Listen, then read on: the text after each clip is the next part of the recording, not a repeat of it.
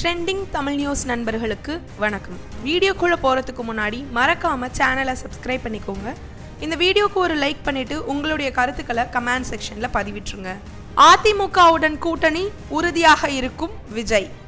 இருமொழி கொள்கையால் வேலை வாய்ப்புகளை இழக்கும் தமிழ்நாடு இளைஞர்கள் என RN ரவி.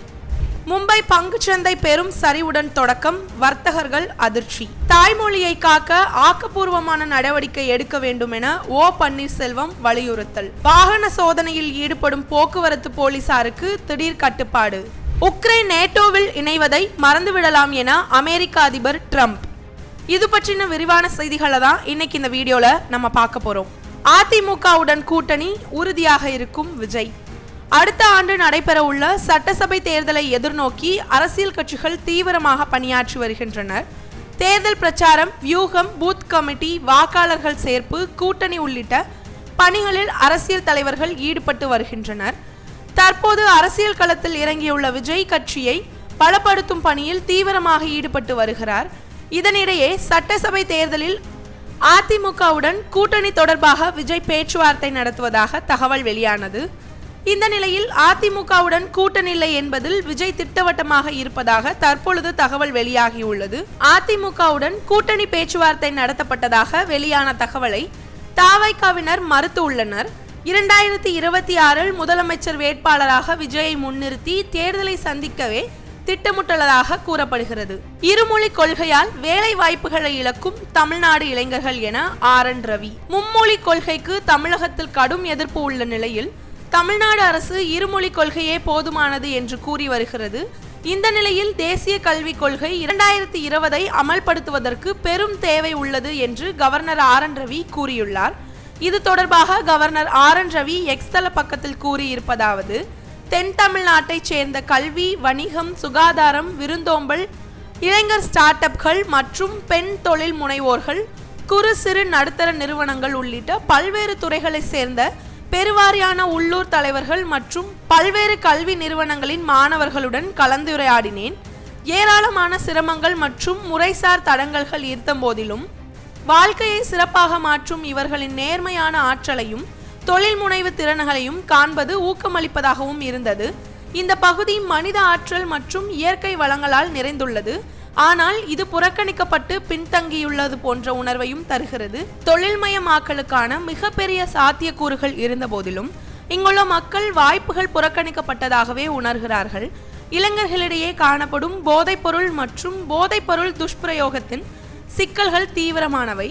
ஊடக தலைப்புச் செய்திகளில் இடம்பெறும் திட்டமிடப்பட்ட போராட்டங்களுக்கு மாறாக தேசிய கல்விக் கொள்கை 2020 அமல்படுத்துவதற்கு பெரும் தேவை உள்ளது. மாநில அரசின் கடுமையான இருமொழி கொள்கை காரணமாக அண்டைய மாநிலங்களை சேர்ந்த இளைஞர்களுடன் ஒப்பிடும் பொழுது இந்த பிராந்திய இளைஞர்கள் வாய்ப்புகளை இழந்ததாக உணர்கிறார்கள். துரதிர்ஷ்டவசமாக ஹிந்தியை எதிர்க்கிறோம் என்ற பெயரில் எந்த ஒரு தென் மாநில மொழியையும் கூட படிக்க அனுமதிக்கப்படாதவர்களாக அவர்கள் உணர்கிறார்கள். இது உண்மையிலேயே நியாயமற்றது. மொழியை படிப்பதற்கான தேர்வு நமது இளைஞர்களுக்கு இருக்க வேண்டும் என்றும் அவர் கூறியுள்ளார். மும்பை பங்குச்சந்தை பெரும் சரிவுடன் தொடக்கம், வர்த்தகர்கள் அதிர்ச்சி. வாரத்தின் கடைசி நாளான இன்று மும்பை பங்குச்சந்தை பெரும் சரிவுடன் தொடங்கியுள்ளது. காலை நிலவரப்படி மும்பை பங்குச்சந்தை குறியீடான சென்சஸ் 1000 புள்ளிகள் 73,738 புள்ளி 11 சரிவுடன் தொடங்கியது. தேசிய பங்குச்சந்தை குறியீடான நிப்டி 22,300க்கு கீழ் சென்றதால் வர்த்தகர்கள் அதிர்ச்சி அடைந்தனர். IT, டெலிகாம், மெட்டல் மற்றும் ஆட்டோமொபைல்ஸ் நிறுவன பங்குகள் மிகவும் வீழ்ச்சி அடைந்துள்ளன. இந்த தொடர் சரிவு இன்னும் சில தினங்களுக்கு தொடரும் என பொருளாதார நிபுணர்கள் கருத்து தெரிவித்துள்ளனர். தாய்மொழியை காக்க ஆக்கப்பூர்வமான நடவடிக்கை எடுக்க வேண்டும் என பன்னீர்செல்வம் வலியுறுத்தல். முன்னாள் முதலமைச்சர் பன்னீர்செல்வம் வெளியிட்டுள்ள அறிக்கையில் கூறியிருப்பதாவது: நம் நாட்டின் தாய்மொழியாம் தமிழ்மொழி வளர்க்கப்பட வேண்டுமென்றால் தமிழ்நாடு அரசின் ஆணைகள், கோப்புகள், தகவல் தொடர்புகள் ஆகியவை தமிழில் இருக்க வேண்டும். ஆனால் தமிழ்நாட்டில் இதற்கு முற்றிலும் முரணாக சூழ்நிலை நிலவுகிறது. இதனை நிரூபிக்கும் விதமாக நடத்துனர் மற்றும் ஓட்டுநர்களுக்கு அரசு பேருந்துகளில் விநியோகிக்கப்படும் பேருந்து குறிப்பேடு ஆங்கிலத்தில் வழங்கப்பட்டுள்ளதாக செய்தி வந்துள்ளது. இதுநாள் வரை தமிழில் வழங்கப்பட்டிருந்த பேருந்து குறிப்பேடு தற்பொழுது ஆங்கிலத்தில் வழங்கப்பட்டு இருக்கிறது. இது குறித்து விளக்கம் அளித்துள்ள சென்னை மாநகர போக்குவரத்து கழகம், இனிமேல் 100% தமிழில் மட்டுமே போக்குவரத்து குறிப்பேடு வழங்க உத்தரவிட்டுள்ளதாக சப்பைக்கட்டு கட்டியுள்ளது. இதுதான் தமிழ் மொழியை வளர்க்கிற திமுக அரசின் லட்சணம். தமிழ் மொழியை காக்க வேண்டிய இடத்தில் இருக்கும் முதலமைச்சர் தமிழ் மொழி காக்கும் முழக்கத்தை முன்னிறுத்துவோம் என்று கூறுவது திமுக அரசின் நிர்வாக திறமையின்மைக்கு ஓர் எடுத்துக்காட்டு.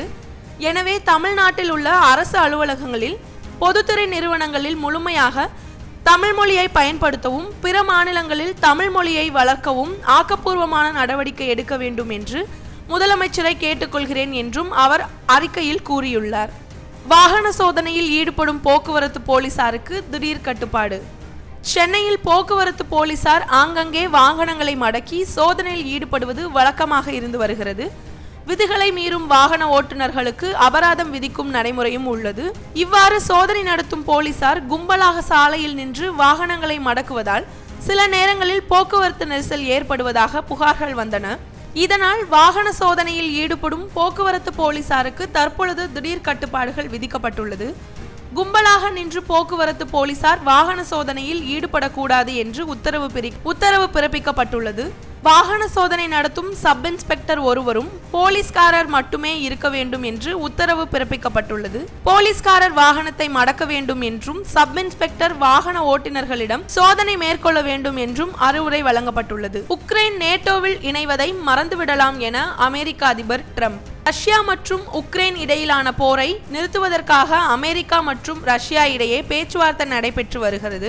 போர் நிறுத்த பேச்சுவார்த்தை நடைபெற்று வரும் நிலையில் உக்ரைனுக்கு அமெரிக்க அதிபர் ட்ரம்ப் அதிர்ச்சி தகவலை தெரிவித்துள்ளார்.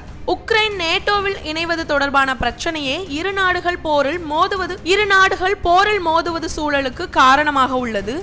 இந்த நிலையில் உக்ரைன் நேட்டோவில் இணையும் திட்டத்தை மறந்துவிடலாம் என்று அமெரிக்க அதிபர் டொனால்ட் ட்ரம்ப் தெரிவித்துள்ளார். இரண்டாவது முறையாக அமெரிக்க அதிபராக பதவியேற்றுள்ள டொனால்ட் ட்ரம்ப் முதல் அமைச்சரவை கூட்டத்தில் கலந்து கொள்வதற்கு முன் செய்தியாளர்களை சந்தித்தார். அப்போது போர் நிறுத்த பேச்சுவார்த்தையின் போது உக்ரைனுக்கு முடிந்தவரை அதிக இடங்கள் கிடைப்பதற்கு அமெரிக்கா கடினமாக முயற்சிக்கும் என்று தெரிவித்திருந்தார். இதேபோல் ரஷ்யா இழந்த பகுதிகளை மீட்பது குறித்து கேள்விகளுக்கு பதிலளித்த ட்ரம்ப், நீங்கள் முயற்சித்து அதனை திரும்ப பெற்றுக்கொள்வீர்கள், சரிதானே? நம்மால் முடிந்த நல்லதை செய்ய போகிறோம். எங்களால் முடிந்தவரை சிறப்பான ஒப்பந்தம் எட்டப்படுவதை உறுதி செய்வோம். ஆனால் உக்ரைனை பொறுத்தவரை நாங்கள் அவர்களுக்கு முடிந்த அளவுக்கு அதிக இடங்களை மீண்டும் கிடைக்க செய்ய முயற்சிப்போம். நாங்கள் முடிந்தவரை அதிக இடங்களை திரும்ப பெற முயற்சிக்கிறோம் எனவும் தெரிவித்திருந்தார். இது போன்ற செய்திகளை தினம்தோறும் தெரிஞ்சுக்கிறதுக்கு மறக்காம ட்ரெண்டிங் தமிழ் நியூஸ் சேனலை சப்ஸ்கிரைப் பண்ணிக்கோங்க. நன்றி.